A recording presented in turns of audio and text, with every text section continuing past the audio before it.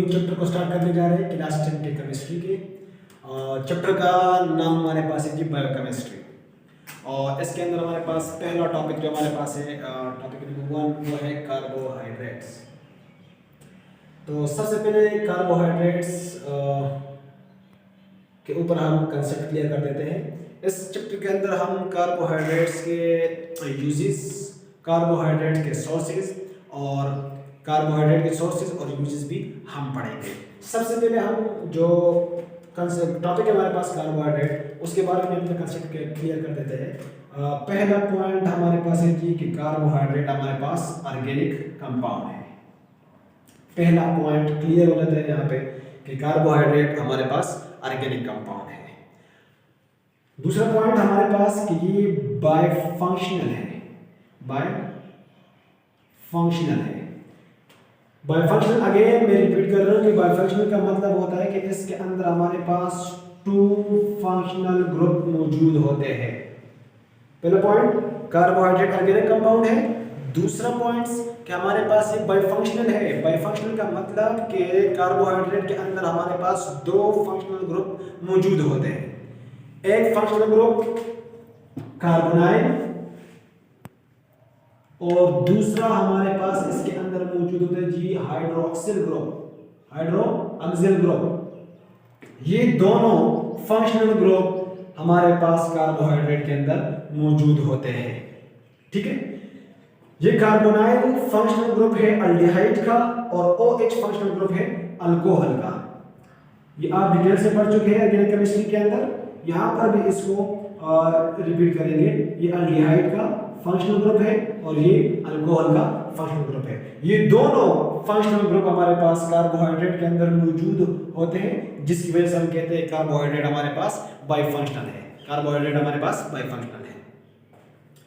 अगर यहाँ पर एक बहुत कंसेप्चुअल क्वेश्चन हमारे पास बनता है, वो कंसेप्चुअल क्वेश्चन है, लाजिम बात है कि हमने ऑर्गेनिक केमिस्ट्री चैप्टर नंबर 3 के अंदर एक बात हमने कही थी कि हमारे पास कार्बोक्सिलिक एसिड है, वो भी हमारे पास ऑर्गेनिक कंपाउंड है। कार्बोक्सिलिक एसिड जो हमारे पास ऑर्गेनिक कंपाउंड है, और दूसरा सिमिलरिटी कार्बोहाइड्रेट के साथ उसका कि वो भी बायोफंक्शनल है। यानी कार्बोक्सिलिक एसिड के अंदर भी हमारे पास 2 फंक्शनल ग्रुप मौजूद होते हैं। पहले सिमिलरिटी कार्बोहाइड्रेट के साथ कार्बोक्सिलिक एसिड का कि वो ऑर्गेनिक कंपाउंड है। दूसरी सिमिलरिटी कि वो भी बायफंक्शनल है, उसके अंदर भी 2 फंक्शनल ग्रुप मौजूद होते हैं। कार्बोहाइड्रेट के अंदर जो 2 फंक्शनल ग्रुप मौजूद है, एक कार्बोनाइल है और दूसरा हमारे पास हाइड्रोक्सिल ग्रुप। तो यही दोनों ग्रुप हमारे पास कार्बोक्सिलिक एसिड के अंदर भी मौजूद होते हैं। सिमिलरिटी के लिहाज से या लॉजिकली हम कह सके कहते हैं कि कार्बोहाइड्रेट और कार्बोक्सिलिक तो हमारे पास सेम है, लेकिन ऐसा है नहीं, क्योंकि इनके अंदर बहुत बड़ा डिफरेंशिएट पाया जाता है। वो क्या है वो मैं आपको बताने जा रहा हूँ। ठीक है जी, कि इनके अंदर फर्क क्या है। एक को हम कार्बोहाइड्रेट और दूसरे को हम कार्बोक्सिलिक एसिड क्यों कहते हैं। ठीक है जी, क्योंकि अगर सिमिलरिटी के लिहाज से आप देखें, दोनों ऑर्गेनिक कंपाउंड है, दोनों बायोफंक्शनल है और दोनों के अंदर जो फंक्शनल ग्रुप मौजूद है वो भी सेम है। ठीक है जी, फिर इनमें फर्क क्या है, जरा उसकी तरफ थोड़ा सा ध्यान दें, जहन खोले अपना कि इनके अंदर फर्क क्या है। कार्बोक्सिलिक एसिड के अंदर जो कार्बोनाइल फंक्शनल ग्रुप है, उसमें कार्बोनाइल कार्बन के साथ हाइड्रोक्सिल ग्रुप, मैंने एक वर्ड यूज किया कार्बोनाइल कार्बन। कार्बोनाइल कार्बन इस कार्बन को कहते हैं जिसके साथ डबल बॉन्ड पे ऑक्सीजन मौजूद है, एक पे बॉन्ड रहेगा सिग्मा बॉन्ड। ठीक है जी, ये हमारे पास कार्बोनाइल कार्बन है। हम ये कहते हैं कार्बोक्सिलिक एसिड के अंदर कार्बोनाइल कार्बन के साथ जो हाइड्रोक्सिलिक ग्रुप होगा वो क्लोजली अटैच होगा। यानी इस कार्बन के साथ हाइड्रोक्सिलिक ग्रुप जो है वो मौजूद होगा कार्बोक्सिलिक एसिड के अंदर। लेकिन कार्बोहाइड्रेट के अंदर कार्बोनाइल कार्बन के साथ हमारे पास OH या हाइड्रोक्सिलिक ग्रुप मौजूद नहीं होगा।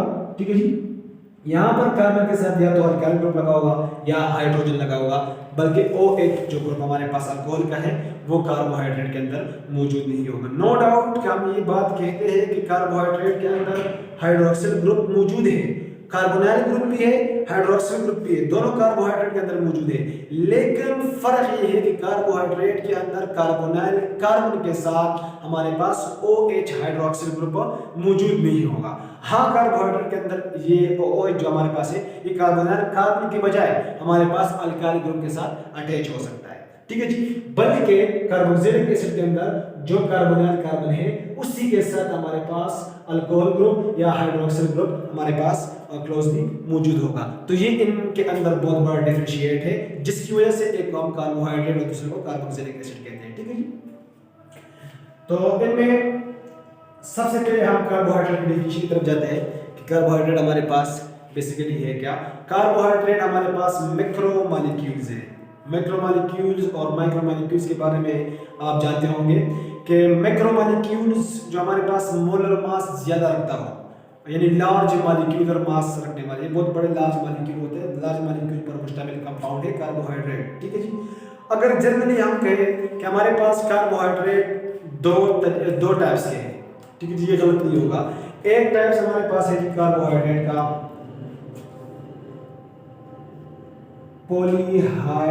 पॉलीहाइड्रोक्सी अल्डिहाइड, और दूसरा हमारे पास इसका ग्रुप है पॉलीहाइड्रोक्सी कीटोन, ठीक है जी। यहाँ पर दो चीजों को हमने डिस्कस किया, एक अल्डिहाइड और दूसरा कीटोन। ये अल्डिहाइड और कीटोन ये दोनों हमारे पास ऑर्गेनिक कंपाउंड है, और ये दोनों हमारे पास क्या कहते हैं कि हमारे पास ऑर्गेनिक कंपाउंड है। और कार्बोहाइड्रेट अगर अल्डिहाइड में होंगे तो कैसे होंगे, अगर कीटोन में होंगे तो कैसे होंगे, ठीक है जी। इस बात को जरा समझें। अल्डिहाइड और कीटोन को हम ऑर्गेनिक केमिस्ट्री और हाइड्रोकार्बन के चैप्टर के अंदर डिटेल से डिस्कस किया था। रिपीट कर रहा हूँ यहाँ पर कि अल्डिहाइड और कीटोन के जो फंक्शनल ग्रुप है वो हमारे पास कार्बोनाइल कार्बन है या कार्बोनाइल ग्रुप है, ठीक है। अल्डिहाइड का और कीटोन का फंक्शनल ग्रुप हमारे पास कार्बोनाइल ग्रुप है।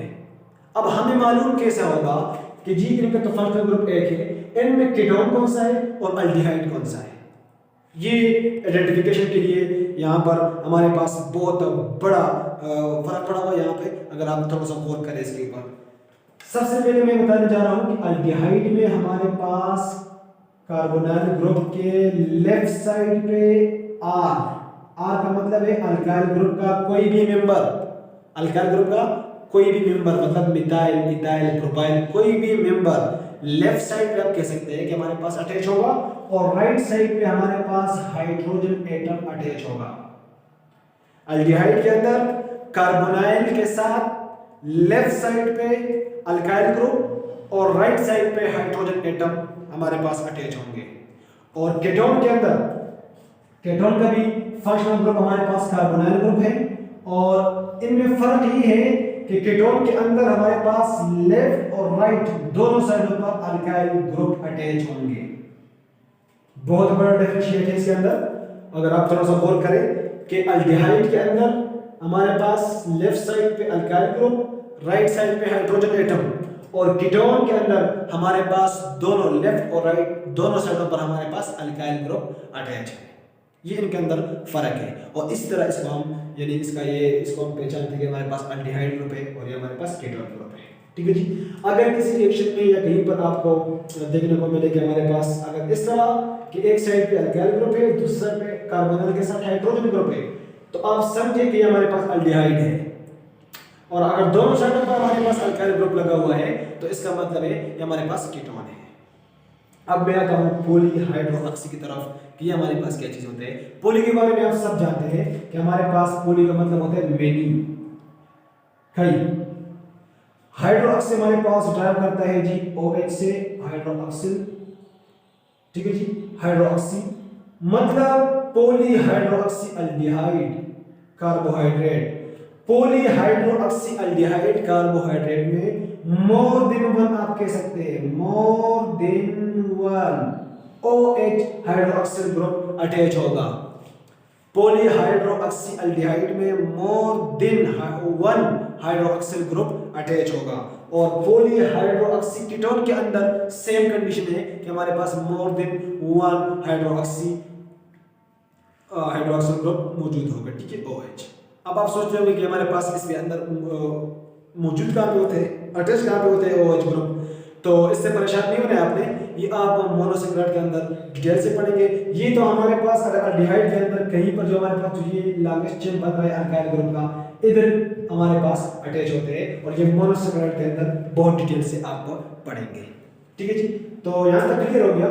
अभी मैं कार्बोहाइड्रेट के बारे में एक दूसरा पॉइंट आपसे डिस्कस करने जा रहा हूँ, वो हमारे पास है जी कि नेचुरल सोर्स कार्बोहाइड्रेट क्या है। तो नेचुरली सोर्स कार्बोहाइड्रेट का हम ये कहते हैं कि हमारे पास प्लांट्स के अंदर सिंथेसाइज होते हैं, प्लांट्स के अंदर बनते हैं। ये आपने पढ़ा होगा फोटोसिंथेसिस का प्रोसेस, ठीक है जी, क्लास 7 में भी हमने पढ़ा होगा, 8 में पढ़ा होगा, ठीक है जी, 5th तक आजकल पढ़ाया जा रहा है फोटोसिंथेसिस का प्रोसेस, ठीक है जी। अगर हम वो थोड़ा सा उसको रिपीट कर ले कि प्लांट्स के अंदर सबसे पहले रूट से जरिए रूट वाटर और प्लस मिनरल, वाटर और मिनरल जाइलम सेल्स के जरिए, स्टेम के अंदर हमारे पास जाइलम सेल्स मौजूद होते हैं, इसके जरिए हमारे पास लीफ तक पहुंच जाती है, पानी और मिनरल जाइलम सेल्स के जरिए, ठीक है जी, लीफ तक पहुंच जाता है। और यहाँ पर क्या होता है जी कि लीफ के निचले सरफेस पर हमारे पास छोटे छोटे सुराख होते हैं, जिसको हम नाम देते हैं, यहाँ पर मैंने आपको यहाँ पर छोटे छोटे सुराख बना भी दिए, इसको हम नाम देते हैं स्टोमेटा। क्या नाम देते हैं? स्टोमेटा। स्टोमेटा के जरिए से CO2 कार्बन डाइऑक्साइड और ऑक्सीजन भी एंटर हो जाती है। इस लीफ के अंदर हमारे पास एक ग्रीन पिगमेंट है जिसको कहते हैं क्लोरोफिल, और क्लोरोफिल की वजह से हमारे पास प्लांट हमें ग्रीन दिखाई देते हैं, ठीक है जी। ये क्लोरोफिल होना बहुत जरूरी है, क्लोरोफिल नहीं होगा लीफ के अंदर तो हमारे पास खुराक नहीं बनेंगे, ये बहुत जरूरी है प्लांट्स के सर्वाइव करने के लिए, प्लांट्स की जिंदगी के लिए, ठीक है जी। तो रूट से वाटर, मिनरल और एटमॉस्फेयर से कार्बन डाइऑक्साइड इस मुकाम पर इकट्ठे हो जाते हैं, मिक्सअप हो जाते हैं, और इनके लिए सनलाइट बहुत जरूरी है। ड्यूरिंग द या प्रेजेंस द सनलाइट,